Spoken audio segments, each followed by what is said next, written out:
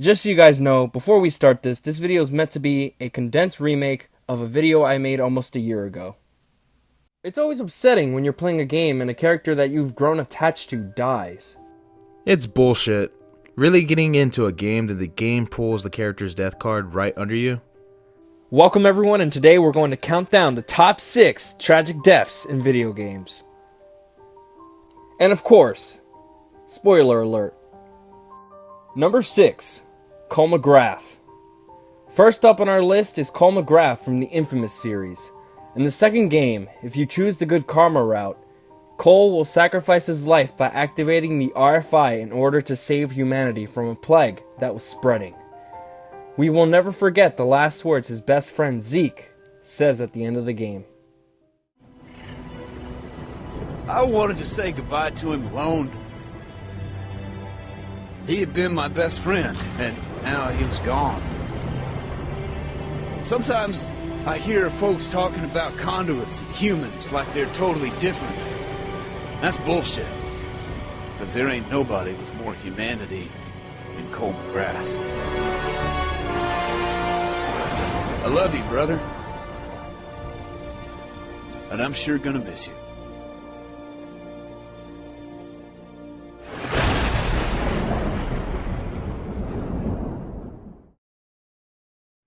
Number 5, Brooker DeWitt. Next on our list is Brooker DeWitt from BioShock Infinity.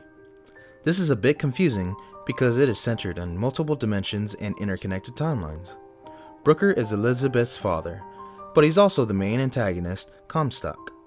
In order to stop the evil that his alternated self creates, he must go back to where the timelines meet, letting the many Elizabeths drown him. Before the choice is made, before you are reborn, he's Zachary Comstock. He's Booker DeWitt. No. I'm both.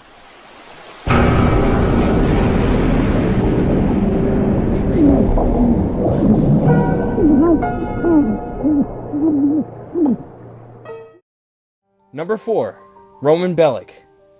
While Nico Bellic carried most of the angst on his shoulders for the entire storyline of Grand Theft Auto 4, his cousin Roman was foolishly optimistic. Always looking on the bright side of things, of all the characters, he was the last one to deserve being gunned down at his own wedding. Now, being that it isn't canon, that is what makes Roman's death so tragic. Despite all his efforts to live the American dream, he ends up being another casualty in a broken system. Nico Bellic? Yes? A gift from Dmitry Raskolov.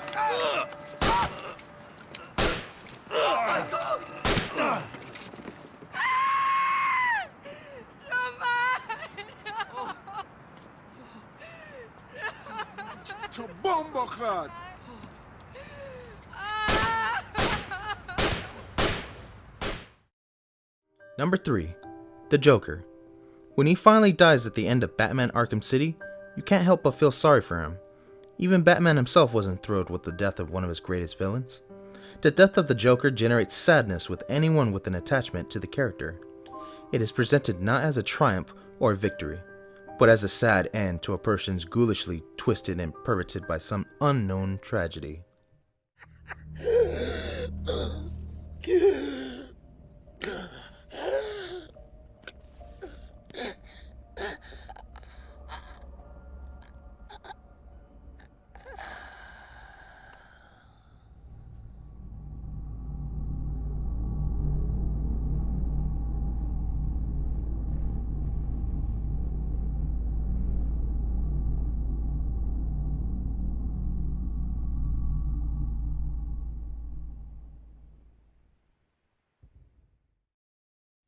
Number 2, John Marston.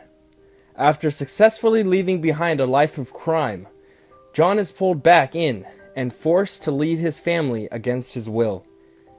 In the end, despite all his efforts to make good in his past, John is ruthlessly discarded by the government he once served.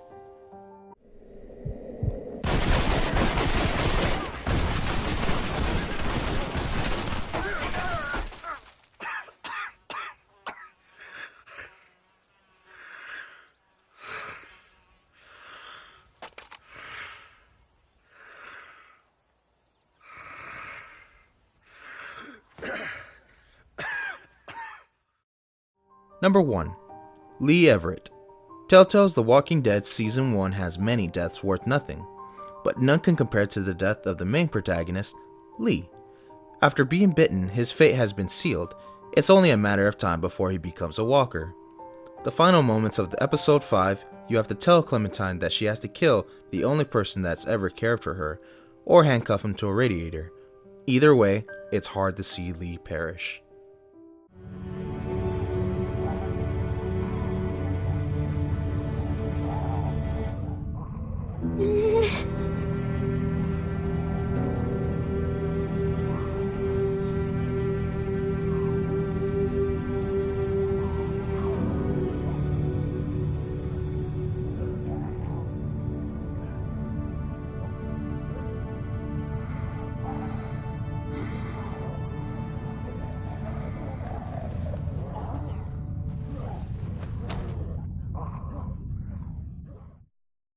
And with that, this closes the top 6 tragic deaths in video games.